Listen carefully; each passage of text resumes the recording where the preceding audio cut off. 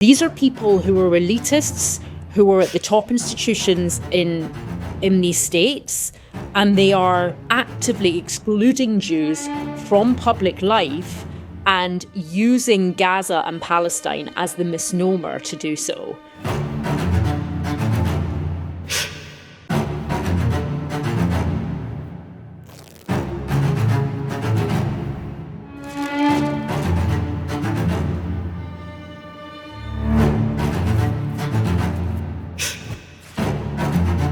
Welcome to The Honest Take, the show that goes past the headlines to find out what's actually true about Israel and about the people covering it. I'm Ben Chertoff, and my guest today is Eve Barlow, who has chronicled the quiet inquisition inside queer and progressive spaces, where the price of admission is now leaving your Star of David and your Zionism at the door. It's Pride Month, and at a queer women's sauna night in Barcelona, two married Jewish women walked in wearing Stars of David. And were interrogated, surrounded, and thrown out to the chants of Free Palestine. Not in Tehran, not in Gaza, in a room full of queer women, a space built on the promise that no one gets turned away for who they are. The movement that taught the world that the closet is a form of violence, that hiding who you are does real damage, is now asking Jews to pick which part of themselves they're willing to hide. Eve Barlow knows these spaces from the inside. She was the deputy editor of The NME, at the time the biggest weekly music magazine in the world. She broke bands. She wrote the cover stories. She built LGBTQ coverage from scratch at GQ. She was at the beating heart of progressive culture, Me Too, diversity, visibility, and every justice cause of the last decade. And then, around 2019, she started saying one thing out loud, that the anti-Zionism rising around her was antisemitism wearing a new coat. And the world that had let her in turned on her. She named her newsletter after what they did to her. She called it Blacklisted.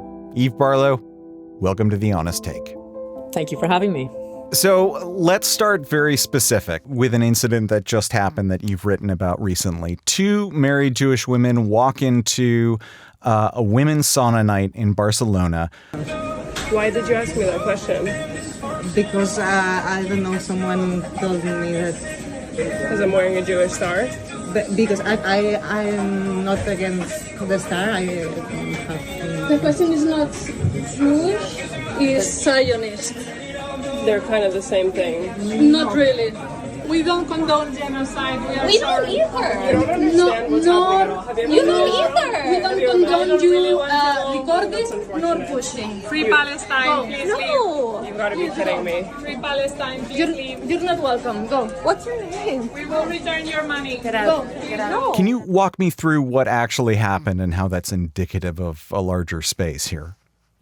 Sure. And I should also add that I spoke to the couple over the weekend myself, the Jewish couple, who contacted me and were interested in speaking further about what they experienced. So they actually live in Barcelona, and they've lived in Barcelona for 6 months. And they're both proud lesbians. They're married to each other. They're both American. One of them is an American Israeli. It looks to me, from analysing all the body language and what's going on, that someone is told the organizers that these two American-looking Jewish women with stars were coming into this event, and someone's alerted a group of them, and they decide, I think strategically, to get the trans identifier to begin the interrogation. Because in the oppression hierarchy that we'll talk about in this podcast, the trans is the most oppressed. So there is least capacity to push back. And there's the biggest plausible deniability of, this isn't what you think it is, because we're the oppressed fighting the representation of oppressor, which is you, white, American, Jewish, star-wearing, are you Zionists? So the interrogation was, we don't have a problem with the stars. We have a problem with Zionists. There was another individual that suddenly appears who is now very astute in English language and is basically smugly smirking and telling the two Jewish women that Zionism and Judaism is not the same thing, actually, and enjoying it and relishing in this, policing and identifying for two Jewish women who know exactly who they are, who can self-identify themselves. I mean, the hypocrisy of a self-identifying community telling a minority that they can't self-identify as Zionists and what it means to them is, I don't need to tell you how excessive that hypocrisy is. Now, the most significant thing about this to me is that for years we have met with a challenge talking not just to non-Jews about anti-Semitism, but me as a lesbian Jew talking within my own community about how the Queers for Palestine is not to do with an ignorance. It's to do with a learned, weaponized, elitist ideology. And this scenario, as the identities of the three main perpetrators were revealed, was a perfect encapsulation of exactly what I'm saying, because one of these women is the first one was a trans biology teacher. I mean, wrap your head around that in a school. One of them is a doctorate at the University of Barcelona in sociology, and the other one is a lawyer, a queer parent, and an author. So these are not people who bypass intelligence and swallow propaganda and just ignorantly start targeting Jews, not understanding what they're doing. These are people who are elitists, who are at the top institutions in these states, and they are actively excluding Jews from public life and using Gaza and Palestine as the misnomer to do so. Is this an outlier? Is this just a bad night in the city? Or, and you kind of answered this question already, or is this a representative image of where a chunk of the LGBTQ culture is now in regards to Jews? Oh, yeah. Unfortunately, I have to tell you, and I've done a lot of research in this, particularly in the last year, I've been writing very extensively about the betrayal and the active exclusion of the LGBTQ plus community. This is not just one bad night in Barcelona. This is endemic among every single city with an LGBTQ plus organized presence. Every single center, community center, organization has been targeted with the queering of the space and the subsequent lassoing of an extreme leftist ideology that twins itself with jihadism and jihadist propaganda. And Gaza has become completely intertwined with the umbrella, the umbrella of the rainbow. The rainbow cause and what it is politically motivated to pursue and to create activism around. This is not an anomaly. And the hardest, I'm privy to a lot of access to stories, private testimony from either peers, friends, total strangers. I am not in myself. I'm very conscious of not creating a hierarchy of victimhood among our own people. I'll just say that I think among the most vulnerable of us are lesbian, gay, and bisexual and trans Jews, because we are not only experiencing the Jew hatred that all of us are experiencing, we are experiencing an ostracization and a betrayal from a tribe that we were drawn to and taken in by as family because we had already experienced a societal ostracization because of our sexuality.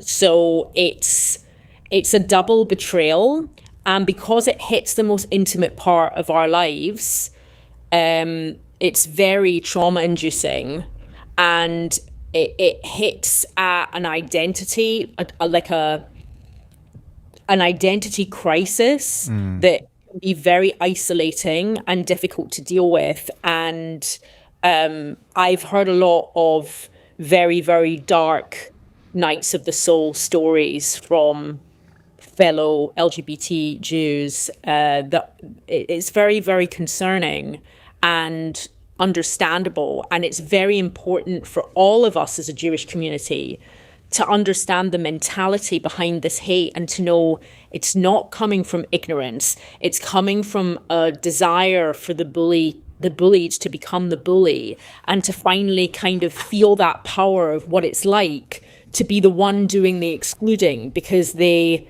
feel, impinged by the oppression that they're being told to focus on. Focus on your oppression, focus on how society has excluded you, as opposed to what the real meaning of pride should be, which is focus on how empowered we are and how far we've come because we've created so much victory in the space of civil liberties. And, how can we extend that globally? How can we, it's so funny because there's so much focus on Palestine.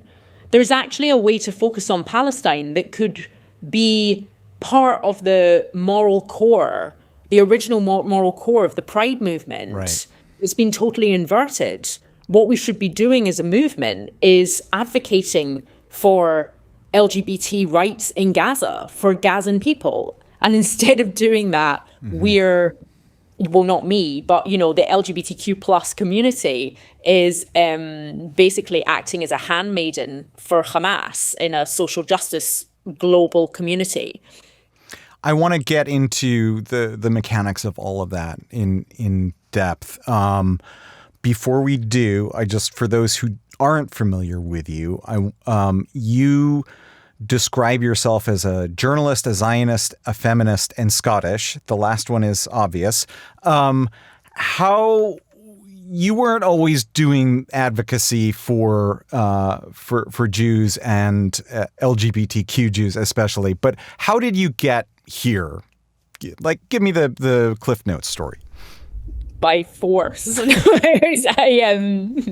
A calamity of public shaming and ridicule is the Cliff Notes version. I spent the first 10 years of my professional life being a music and film journalist and critic. I was I didn't grow up around journalists. I had no access to the media industry. I just grafted away, and I was a hustler, and I was really passionate about music and film, and in not an abnormal way, but in a way where I wanted to sort of like cast normal life aside and just, how could I live in this dream of just being able to talk about the stuff that I love so much about the world the most every single day. And some crazy people gave me the opportunity to be able to do that and let me in the door. And once my foot was in the door, it was not getting away from it. So I used to specialize in new music and breaking new bands. And I lived and worked in London for the first 5 years of my career. And I moved to, I was the deputy editor of the New Musical Express, which was at that point the biggest music magazine in Europe, and actually the biggest weekly music magazine print globally. Yeah, that was huge. And just a historic brand. I broke a bunch of artists while I was deputy editor there, and had the time of my life, and then left the magazine in November of 2014, and I moved out to Los Angeles, where I'd been spending a lot of time because I had broken a couple of acts that were based here, and I just, I needed a change of scene. And when I came out here, I became somewhat of a word slut for every single media outlet, because at that time, money was being hemorrhaged from the media industry at large, particularly print media. And print media was, fingers crossed, hoping and praying that the internet was just like a 5-second thing that was going to, magically disappear at some point. Didn't happen. And I became sort of like everyone's woman in LA, and then by extension, everyone's woman in America. And I started to be sent around the country to freelance in music, in film, in fashion and modeling, and art in general. And I became like a much more renowned cultural critic and a cover story writer for many titles, including Elle Magazine, The Guardian, BBC, New York Magazine, LA Times, LA Weekly, GQ, Time Out New York. The list goes on and on and on. I was very, very busy. And I became a cover feature writer. I became very renowned for the art of conversation and doing long form pieces where I got like the exclusive access to top A-listers, going behind the scenes on movie sets to, you know, preview major motion pictures that were coming out, blockbusters, and spending a lot of time on the road with bands. I mean, I was doing my dream job and it was unbelievable. And I was also doing a lot of social justice adjacent things in that realm, because social justice has started to become like a main character in cultural journalism. So through the choice of stories we were doing, we were increasing visibility for Black and brown artists. We were very much increasing visibility for LGBTQ plus artists. I did British GQ's first ever interview with a trans male model, which was a huge deal. I think this was in 2015 or something. A model called Lee Ashley. British GQ, a men's magazine, had never featured a trans man before at that point in time. I grew an LGBTQ plus vector at GQ magazine in America from basically scratch with my gay male editor at GQ, and we did all manner of young LGBTQ plus artists that people had never heard of, and we made them stars of the magazine. And I was also doing a lot of work around my cri de coeur, which was increasing visibility for women everywhere on magazine covers, headlining music festivals. You know, my biggest bugbear that I used to get when I was a 22-year-old, basically like glorified tea maker in the offices of these old school music magazines, was like, oh, like Eve with her feminist agenda again. And I would just be like, I don't know, I just discovered this new artist called Grimes on SoundCloud yesterday. That's not part of my feminist agenda. I think she just makes really cool music. Right. You know, can we put it on the stereo, please, instead of like Graceland for the 45th time this week? So it was, you know, I was doing a lot of work with telling women's stories, and that was a huge, that was such important work for me, because I always promised young women that I was mentoring, that when I got to a position of power, so to speak, that I would proliferate women's voices. So then in 2019, when I got this idea in my head that I could start fighting Jew hatred, or teaching my captive audience about the dangers of anti-Zionism that was prevalent in specifically Jeremy Corbyn's election campaign in the UK, that so many bands and fellow journalist peers and photographers were giving their faces and their names to. And it was a very existential moment for British Jews who were very aware of Jeremy Corbyn's leanings and this anti-Zionism that was becoming more mainstream in the UK. When I decided I was going to start speaking about the Jewish experience and what was dangerous about anti-Zionism, and taking back the term Zionism and explaining it to people, I really thought, well, leaning on all of these social justice wins that I've had over the years, and all of the ways in which I've supported all of these minority communities that I love and champion, maybe some people will listen to me. And at that point in time, there was a split of the sea. And some people just thought I was absolutely bonkers, like hysterical, centering myself in something, conspiratorial, like, you're not scared because you're a Jew. Like, who's scared because they're a Jew? You know what I mean? It was there was a lot of gaslighting. Yeah.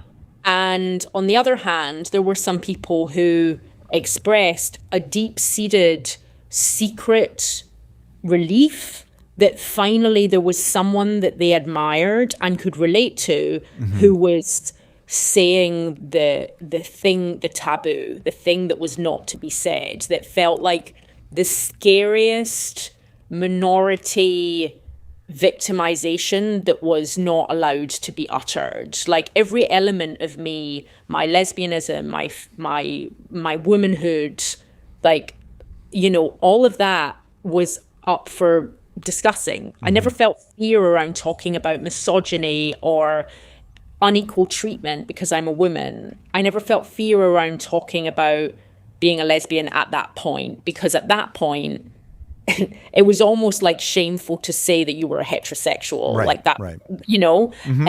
But I was very aware when I started to speak about Jew hatred, how taboo and risky it was to discuss anti-Semitism. I listened to a podcast that you did I was either 21 or 2022, and you could have been recording it now in terms of the anti-Semitism. It was so incredibly prescient to what's going on. And like, when did you see this really start? Was it 2019 or was it before that? I mean, did we miss something? Yeah. It wasn't prescient. Like I was experiencing the volume of it back then, because I was just not in whatever echo chamber everyone else was in, where they were like, there's no anti-Semitism. I was like, oh no, there really is. There's a lot of it. I think it's just taken people a long time to wake up to the reality. But I didn't just leave the UK because I wanted a career change and I loved my visits out here in LA. I also wrote about it at the time. The undercurrent that I really didn't want to say too loudly and became braver about saying as time went on. I left the UK because I saw the writing on the wall. I was living in Shoreditch. My last flat was on Commercial Street behind Spitalfields Market. And I was seeing I was seeing the pushing out of Jews happening in the City of London and in East London, where migrant communities were coming in droves and outnumbering, you know, I mean, I'm not going to say outnumbering Jewish people, because Jewish people have been outnumbered in the UK for many, many decades. But the BDS movement collided with this mass migration that was happening. And for instance, I was going to the local Tesco supermarket by, I think it was London Bridge, so like City of London. And I was going to a very main City of London Tesco branch. And I keep kosher. And I was looking in the kosher aisle for like lunch meat, and it was all removed. And I remember saying to the teller, where's the kosher lunch meat? And they said, oh, we're not selling products from Israel. So I went home and I researched the brand of the lunch meat that I had been buying. It was like called Zvi or something. And it's manufactured in Kent. So the meat was not coming from Israel. And I knew that whether it was the ignorance of the Tesco staffers or not, they were, by proxy of thinking they were boycotting Israeli products, they were just boycotting Jews. I mean, there was no more overt example of how BDS is just anti-Jewish and not anti-Israel. And then over the course of a couple of months in East London, I noticed those kinds of things, the prevalence of BDS. I noticed it in my work environment. I noticed it at the NME when suddenly, you know, at morning meetings, it was being suggested that, oh, who should write an opinion this week? Like, maybe we should get Bobby Gillespie from Primal Scream, a band from Glasgow, where I grew up, that has a very small Jewish population that someone like Bobby Gillespie is never going to come across in his life from the other side of Glasgow. And why don't we get Bobby Gillespie to write a piece about why BDS is a good thing for, you know, for British politics. And I was like, do you know what BDS means? You know, I was the only Jew in the office. I was the only person who understood this issue. And I didn't feel like I had the capacity to be heard on it. So that was happening at work. And then on my walk home at night, I started to just see like casual swastikas that were being graffitied in the middle of city in East London, which is a very like racially diverse area. Yeah.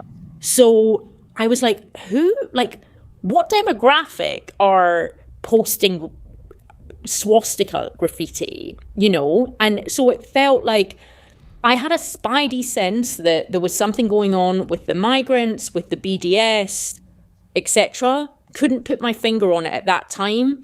Could feel that I no longer felt safe, did not want to be there, knew it wasn't going back in the bottle. And my gut was like, get the hell out of here. And that's why I left. And that's when I noticed things. But when I got to America, I was so caught up in the adventure of it all. And I so wanted to master my craft as a freelance journalist and do that thing that you get to do when you come to LA, which is just like, I'm like Madonna, like I'm gonna reinvent myself. I'm gonna be a whole new person and like meet new friends and expand and build my career and grow my name. That I sort of just like, I left it behind in the UK. I was very aware that the problem existed here, but I wasn't thinking about it. I was like, oh, it's like there's a bit here and there, but I think it was for us. I still think it was a lot less than it was a lot here, less, especially in LA. Like even LA, I feel like trails New York in it. I'm in New York now. Yeah, for sure. And they have menorahs in the CVS, and I was kind of like, I've never lived in a country like. I was like, this is like Jerusalem? Like I've never seen this. I've never seen menorahs in a chemist before or a drugstore, other than when I'm in Israel. So I felt I just ignored. I wasn't even ignoring anything. I was just getting on with my life for a couple of years and really enjoying it. And it wasn't. I didn't really think about anti-Semitism again until the Corbyn scandal in the UK. Again, was not. And by the way, when that temporarily took a nap after Corbyn lost that election in a landslide loss in December of 2019, I remember being on the phone with my childhood best friend, Ben M. Freeman, who's also an author and advocate on Israel and against anti-Semitism. And I remember us like talking that night and with this like sense of relief, like, we're glad that's over, and lo and behold, 4 or 5 months later, we're stuck in lockdown. It's COVID and George Floyd is killed by the police and the BLM riots start. And I was watching the repeat of the pattern behavior of, they're vandalizing synagogues in the Fairfax district on Pico, and it says fuck Israel and fuck Jews, and it's coming from a social justice movement. It's coming from people who would have supported a Jeremy Corbyn style politician here. And I knew, this is far from over. This is only just getting started. And here we are 5 years later, 6 years later, Yeah.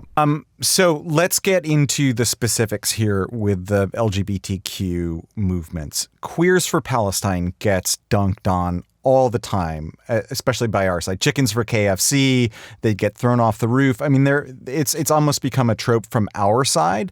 Yeah. Our side being the Jews who see what it is and know what it's like in the states that they're purport to be supporting. But like, where does that queer identification come from? This is a group that would legitimately not be accepted rather in Gaza, in the West Bank. Where does that? What's the intellectual lineage there?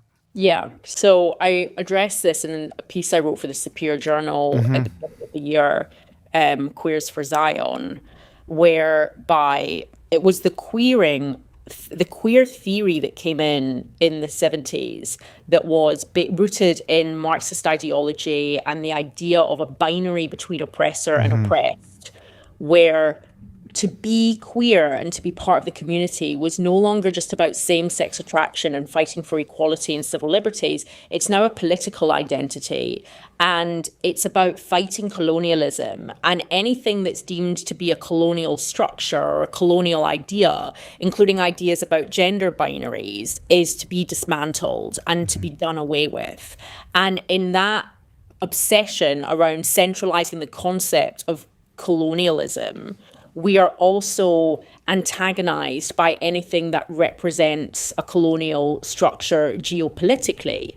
So where, of course, and you speak to this, I like how you say that it's almost become a trope in our community, because I look at it sometimes and I do see that it's very easy to dunk on the LGBTQ plus community because we are a minority, and it is absolutely ridiculous and inverted, and it's such an overt example of the upside downness of it all. But it's antagonizing the situation further, and it is drowning out the middle ground where we could have a conversation about why this is even happening. That middle ground has disappeared. So you now have a split between an LGBT world that I would say I'm a part of, that very much rejects queer theory and the queering of the movement, and an LGBTQ plus world that is existentially, fundamentally, politically driven before it's driven by anything else that serves the LGBT community. So, whereas if you look at what the LGBT world has been fighting for the last few decades, we're talking about civil liberties, we're talking about same-sex marriage, we're talking about child adoption rights, we're talking about protecting basically civil unions between gay and lesbian people, and making sure that we have the same rights and dignities as any other heterosexual couple, vis-a-vis all elements of family life. And we're also talking about ensuring that there is access to medical care, ensuring that there's no discrimination in the military, like very, very clear-cut civil liberties and human rights. When we look at the LGBTQ plus umbrella world, we're looking at a world where civil rights plays second fiddle to, like I said, ideology and this kind of religiously fanatical politics. And one of the things that I always point to when people try to libel me as queer-phobic or transphobic or exclusionary of our rainbow child brothers and sisters and everything in between, right? What I always say is, if there's no policy that you're advocating for as per your identifier, then what are you doing in this community? For instance, QIA, A stands for asexual. What legal policies and reforms do we have to make for asexuals in society? There are none. There are no policies that an asexual needs. The movement has moved away from rights to something that I think is defined by the word validation, that now you need a movement and a group of people to validate your existence, because this movement and this cult is now about feelings and not about tangible rights and facts about our existence. So I say all this to say that this academic elite idea that started seeping into the movement in the 1970s has now become mainstream in the movement and has become the dominant purpose for why people participate in the movement, including many people who, frankly, I don't recognize as lesbian, gay, bisexual, or trans, because they're not any of those four categorizations of people, in my view.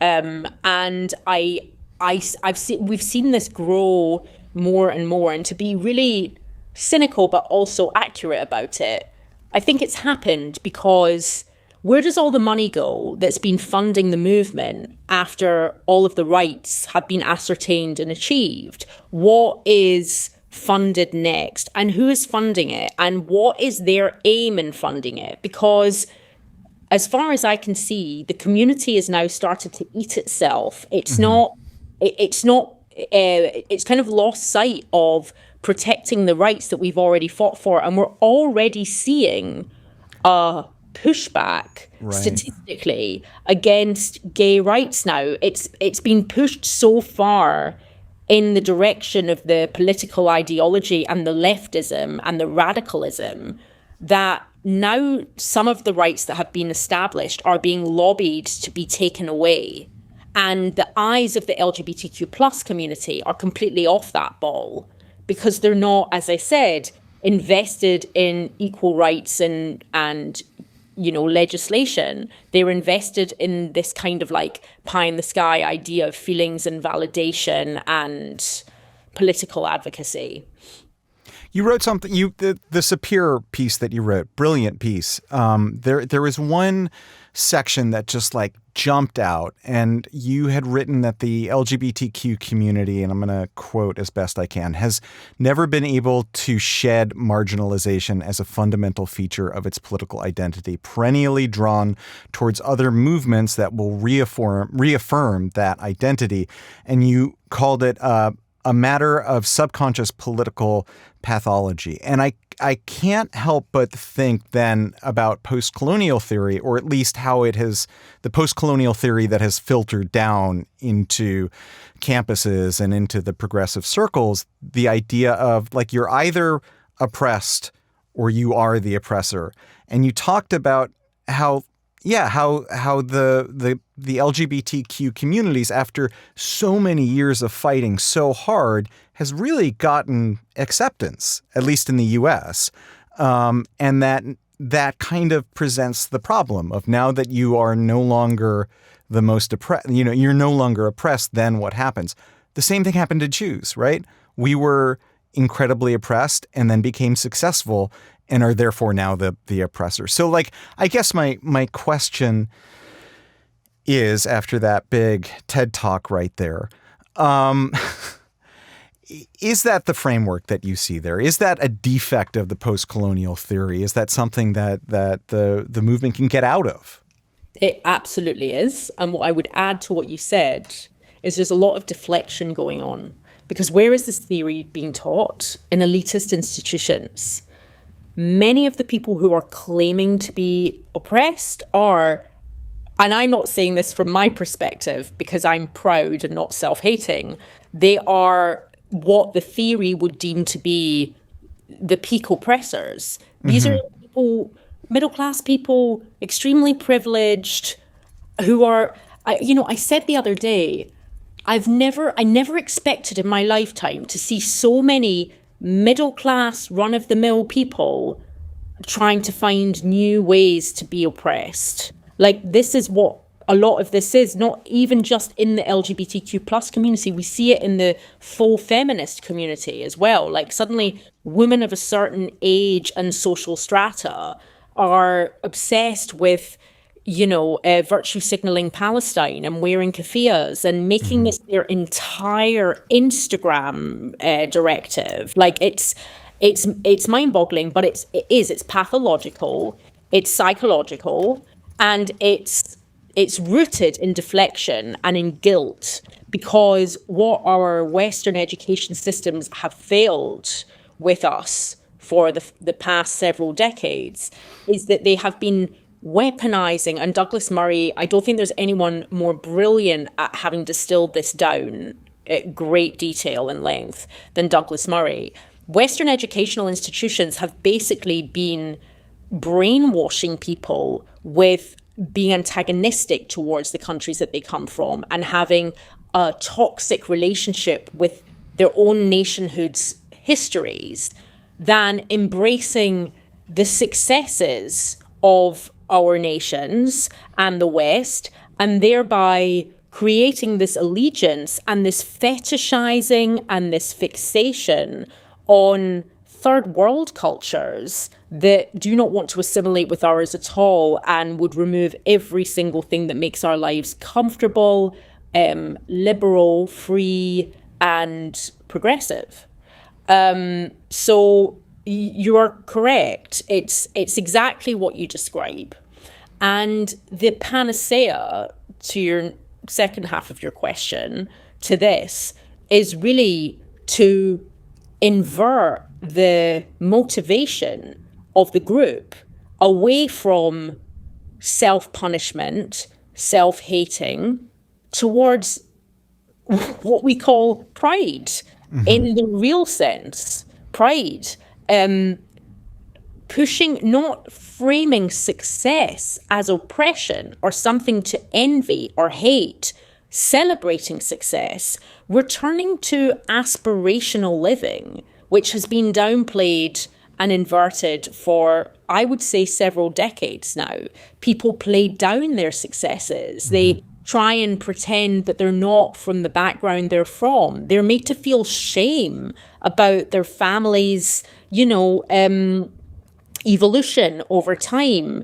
They cosplay revolutionaries that are fighting against fascist governments when there are fascist states that are on the other side of the world overruling people who don't have any internet access and don't have half of the privileges we have to be heard. I mean, the free speech wars are frankly insulting. We have more free speech than any other country in the world here in America. And the liberals, or I wouldn't even call them liberals because they're not true liberals, the progressives and the leftists among the Democrats are hell-bent on insisting every day that our free speech, we don't have the right to criticize Trump's administration, which is just pertinently untrue. But we're not living in a economy of facts anymore. We're living in an economy of feelings. And that is also disseminated from the theory that you speak to. It's amazing to see people, the celebrities on the biggest podiums in the universe claiming that they're being censored. Like even Cenk Uygur recently claiming that he has no freedom of speech when he has one of the largest audiences in the world. I can't go a day without... I don't follow Cenk Uygur. I don't follow anyone who follows him, but I literally cannot survive 24 hours without inescapable everything Cenk Uygur has to say. Yeah. Exactly. He's everywhere. And his wonderful nephew. Yeah, exactly. So the activists themselves, there is, as you pointed out, there's this you get a moral superiority from being the victim. The more oppressed you are, the more moral you are. The glee that you pointed out before at the very beginning when we're talking about the Barcelona incident, that smile on one of the women's face as she's pushing out these Jews, it is that self-evident ethical superiority. It brings an immunity to the sense of being immune to being propagandized too. Mm-hmm. How do you reach that audience who thinks that they can't, that they hold the moral high ground? You can't. They're in a cult. It's gang mentality. The way that they have socialized themselves is that they've connected to other people via who they hate, who they perceive as overpowering them, who they need to bring down. It's about destroy, set things on fire, ruin people's lives, dox people, stalk them, just destroy everything, eat everything, right? You can't get through to those people because they have been conditioned to behave in a pack. And I'm not an expert in psychology, but I don't know how you break a pack up. I'm sure there is a clinical psychologist who studies this in sociology and maybe even the woman who studies sociology at Barcelona and has a PhD in it, who chucked these people out. Maybe she can answer the question for me. I don't know how you dismantle hunting packs, and that's what they are. They're hunters. They're hunting people. That's what they did during that incident. That's what they're doing to us every day online. If we could peel back the layers of the internet, we would see how so many of the people who attack us with hate every day are organized. These aren't just like random people operating in silos. This is coordinated. These are campaigns that are coordinated. There is a lot of smearing going on that's coordinated. Until you have experienced the sheer amount of digital hate, stalking and harassment that someone like me has experienced through years of this kind of advocacy in various different avenues of disinformation wars, and as a public figure and a journalist, I'm very aware of the bad book, and I'm not afraid to talk about. I still get anxious talking about it because it's like the monster no one really wants to look at. How much do we really know about the capacity of the internet and the capacity for people to do really harmful and evil things to us via the internet? Very, very little. We can imagine, but we haven't been informed. And you only become informed of what's capable just online when you're subjected to something. And, I'll just say that I'm someone who's informed due to my history. And that's just the internet. That's just how people are behaving online. But as we've been arguing for years, what happens online is not happening in a silo. It's also informing how people behave out in the world. So now you see, for example, in London, my friends who would insist that these weekend marches with Palestinian flags and thousands, up to 100,000 people marching down, Pall Mall every single Saturday in London for months on end during the war, that these were just free speech marches. These were just people expressing their concerns about a war. And people like you and I saying, no, these are hate marches. These are marches that enable the proliferation of slogans, of lies, of propaganda, of normalizing hate. And, we're told that that's not the case, and we're constantly gaslit. The issue is that, people are learning behavior. They're learning permissiveness. They're learning that they can do this stuff in broad daylight and get away with it. And there's strength in numbers. So if I'm out here with my friend, speaking hadiths that are uninterpretable to the British mother tongue, and I'm not going to say native Brits, but a lot of British people who don't understand Arabic, and you're doing that in broad daylight with your friends, and you're wearing Hamas headbands and flying the flag of the Islamic regime, and no one's arresting you for it or telling you can't do it, then you're ingraining in someone's brain that they can openly shout for the murder of Jews and pursue the violent action that meets the ends of those words, and no one's going to come and punish you. You're going to get away with it. So, we've just allowed the madness of crowds to go forward uninhibited, unchecked. And that's why we're in the mess that we're in. The Pride movement has the founding belief that the closet is a form of violence, that hiding who you are does real damage. And now, Jews are being told to take off their Magen David to enter these same spaces. How does that, isn't that just building another closet in this? How is that not obvious? Right. I write about this in my piece. the Blacklisted piece that you mentioned at the very beginning, about how, again, I said this at the beginning, the bullied becomes the bully.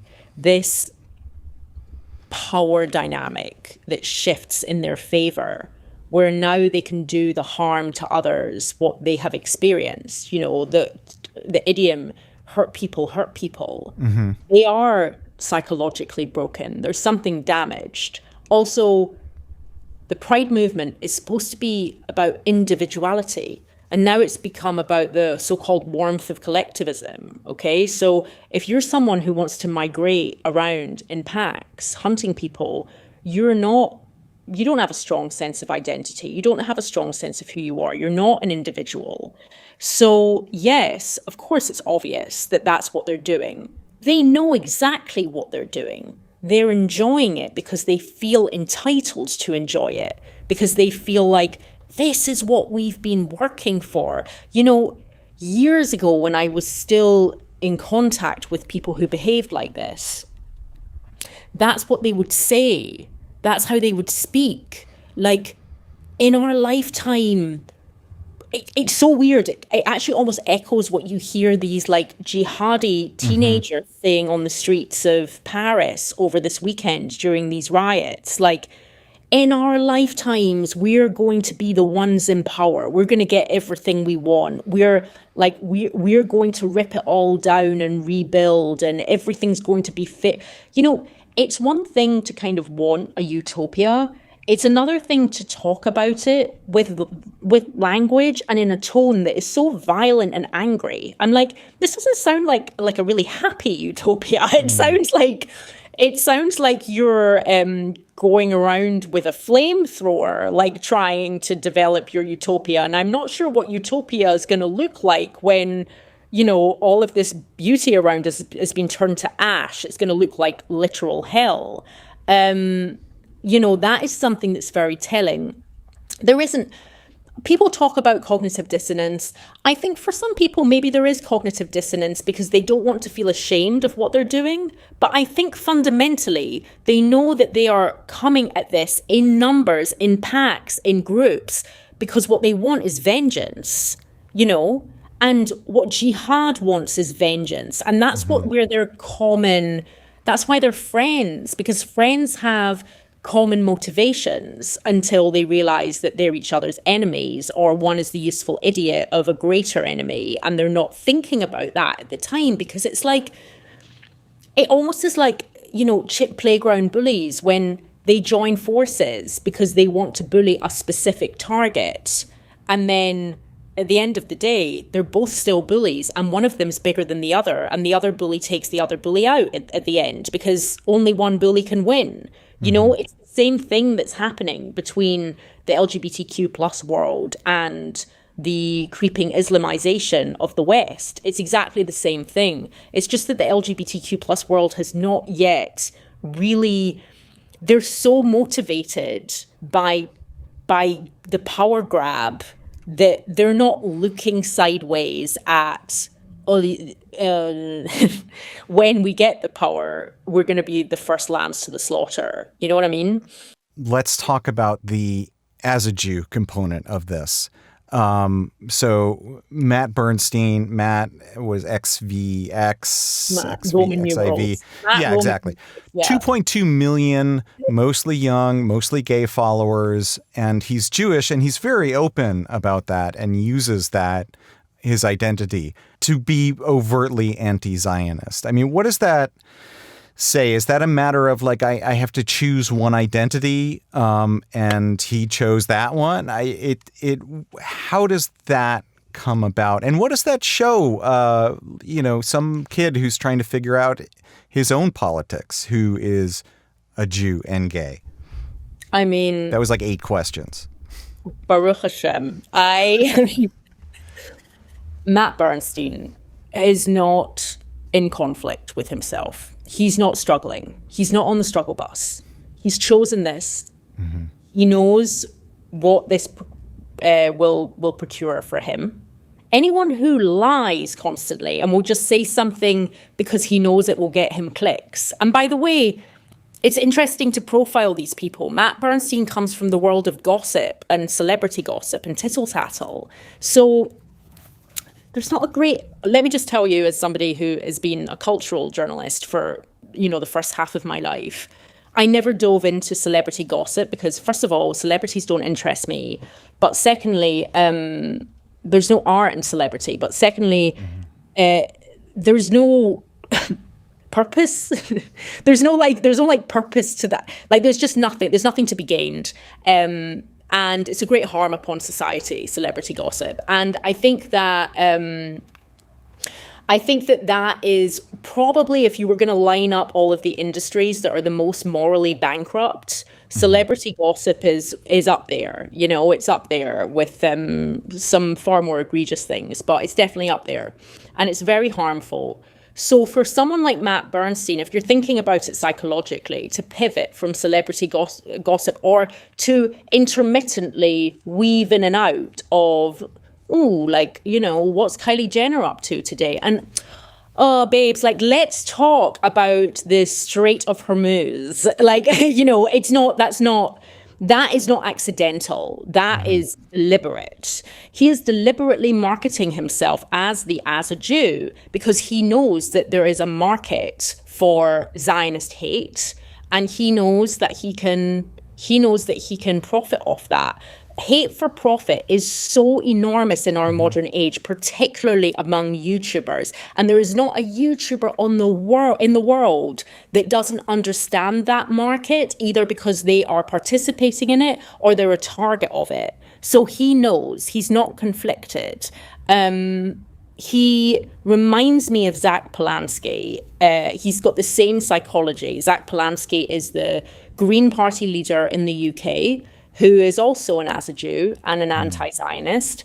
But there's a lot that's come out in the last few weeks and months uncovering the shape-shifting of Zach Polanski over the years, schemes that he's run, things that he's lied about, false products that he's sold in the figurative sense and in the metaphorical sense. Some people even claim that he used to be a Zionist. Not to name names, but I know somebody who used to know him and knew him as pretty empathetic towards Israel and Zionism, not taking this hard line now. He's taking a hard line because he wants to win a general election in the UK. He wants to be the future prime minister, and he knows that one of the most effective ways to gain power in the West right now is to be a self-hating Jew, to be a Jew that throws all the rest of us under the bus. So these people are calculated. They know exactly what they're doing. They have no shame. And, I don't like to pathologize someone from a literal armchair, but they have narcissistic tendencies. They don't care about anything other than their own profile, building their own brand, and again, gaining power. Yeah, it reminds me of Brad Lander here in New York. Right. Doing the exact same playbook. One of the things I believe Bernstein accuses Israel of is pinkwashing, the idea that celebrating Israeli LGBTQ life gets dismissed as propaganda. You don't litigate that term, you flip it. If celebrating queer gains makes a country's gay life propaganda, then every pride parade everywhere is pinkwashing. Why does only Israel get accused of this? I think I know the answer there. And what would Matt see if he went to Tel Aviv Pride, which is coming up? I have a dream that I've had for a long time. And that dream is that we somehow just take a bunch of these Matt Bernsteins and we blindfold them. Yep. And we make them think that they're going to Fire Island or something, right? And then they get on the plane and they land in the middle of Tel Aviv and they're not told where they are. And they realize, oh my God, I'm in utopia. Like, where am I? This is the best. This is everything I've ever dreamed of. And then they're told that it's Tel Aviv, and I mean, I don't know what happens to them at that point in time. I've not got that far in the plot, but yeah, that's the thing. pinkwashing. I mean, it's the same as all of the other libels that are, you said you already know the answer. All of the other libels that are uniquely targeted at somehow the only Jewish country in the world. No other country gets any level of microscopic analysis in every facet of public life, more so than the one tiny Jewish nation that does exist in, by the way, not to be sniffed at, probably the most aggressively homophobic area in the entire globe. Like really, slap bang in the middle of homophobia HQ, right there in the Middle East. So this is uniquely targeting Israel because Israel's the Jewish state, and there must be something up with the Jews. And it's conspiracy, it's conspiratorial, it's again, fixation, obsession over Israel and what it's doing and how it can't ever do anything right. Even the stuff that it's getting really right has to be somehow wrong. Like, why do they recognize same-sex marriage in Israel? I mean, what's going on there? Do they really? Like, these people are crazy. They think that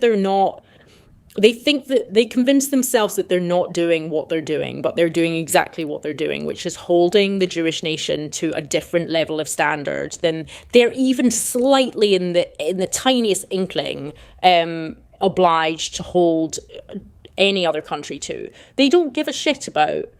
Like, do they have any interest in what's happening in Indonesia? Do they ever, Google, I wonder what the laws in Chile are about as regards this? They don't. They're not interested in that at all. They're just interested in what Israel is doing because Israel is where the Jews are. So, and not exclusively the Jews, it's important to say, but it's where we have self-determination.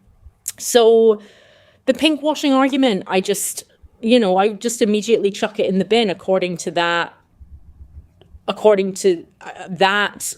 analysis and that rationale, because it doesn't make any sense. You're going after a country that has proven itself. I mean, it really is fabulous. It's amazing that we can have a country that's made up of there's a big sector of religious society.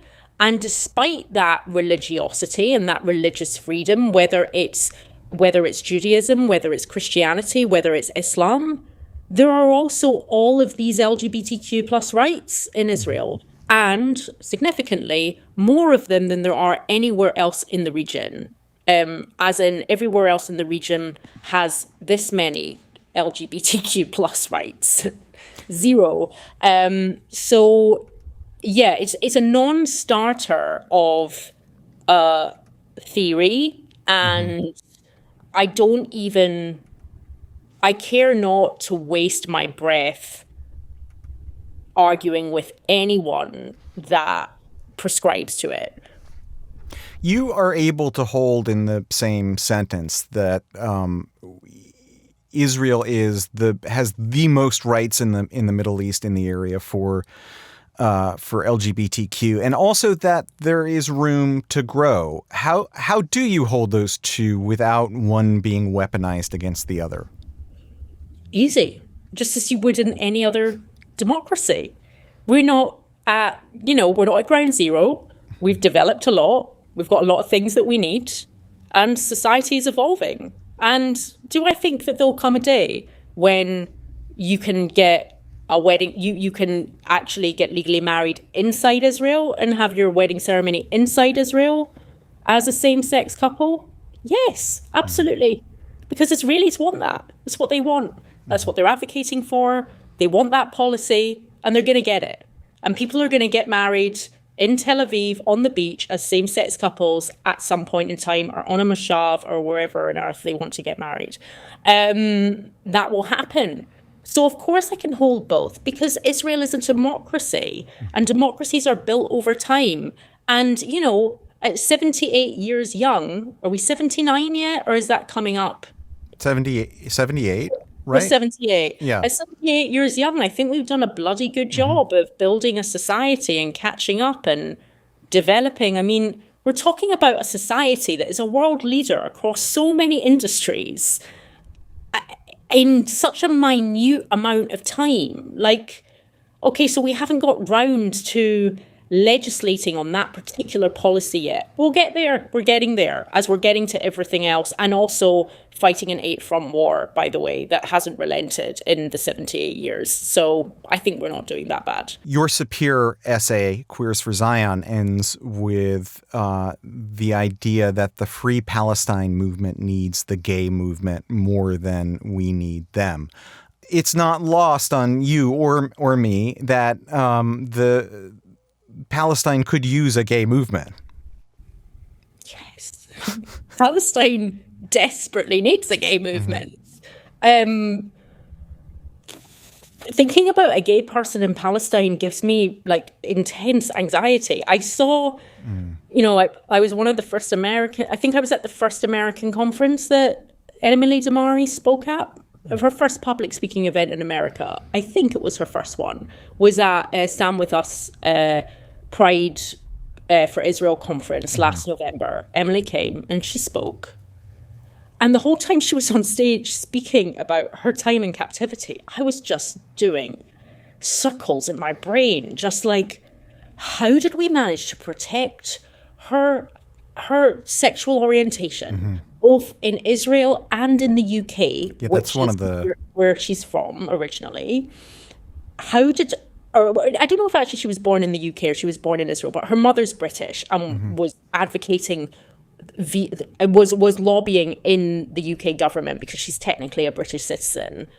So that's two nations that managed to hide her sexual orientation.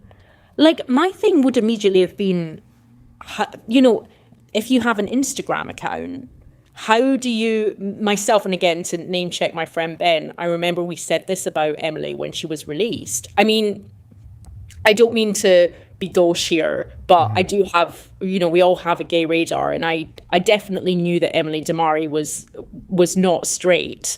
But when she got out and it came out that she was out, Ben and I said to each other, oh my God, could you imagine if we were kidnapped into Gaza? Like, they would see immediately from our social media exactly who we are, and they'd just behead us, it would be done.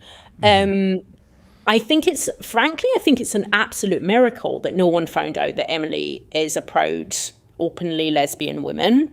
And when she came to speak, she spoke so much about how this woman has so much chutzpah. I mean, it was crazy to hear that how she goaded the Hamas terrorists that were watching her with like questions about what they would do if they found out one of their family members were gay. And I was like, way to poke the bear. Like, I mean, like, really. For real. And she said that at one point she was being held in captivity in a family home in Gaza at the beginning, and the family kept asking her if she was married, and they would be like, why are you not married? You seem like really great marriage material. Like, you're like, how are you not married? You're such a catch. And she would just say that she has two big brothers, and they're very, very, they're very controlling and possessive, and they do not let her go on dates with anyone. And I mean, the whole audience was roaring with laughter. Like, to have that level of humor about such a tortuous,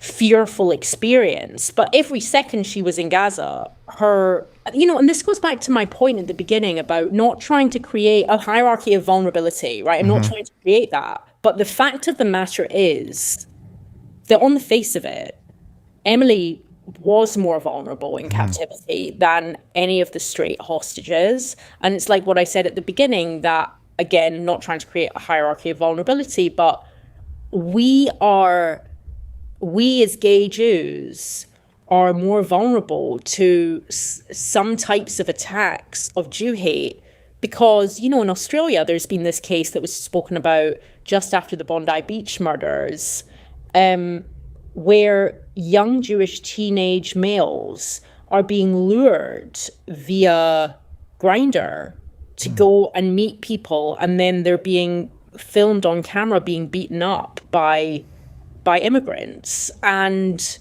this is what makes us more vulnerable, is that we are exposed in a world that a lot of our straight allies and straight brothers and sisters don't even see or don't even know about, you know? There's somewhere, I hope, a queer Jewish kid listening right now who's been told that they have to pick either their people or their community.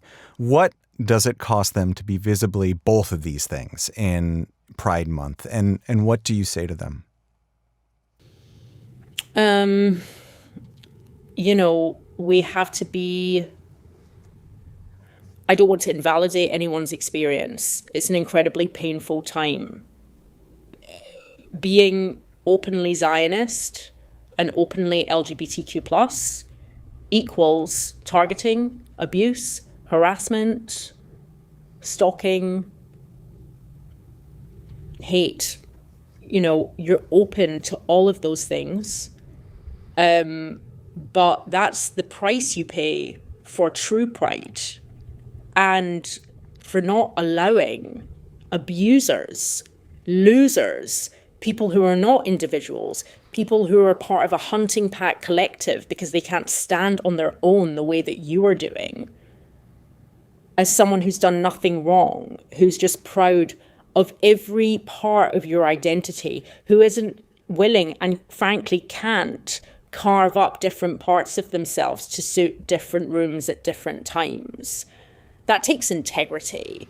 And by the way, integrity is a dying art form in the world that we currently live in. It takes guts.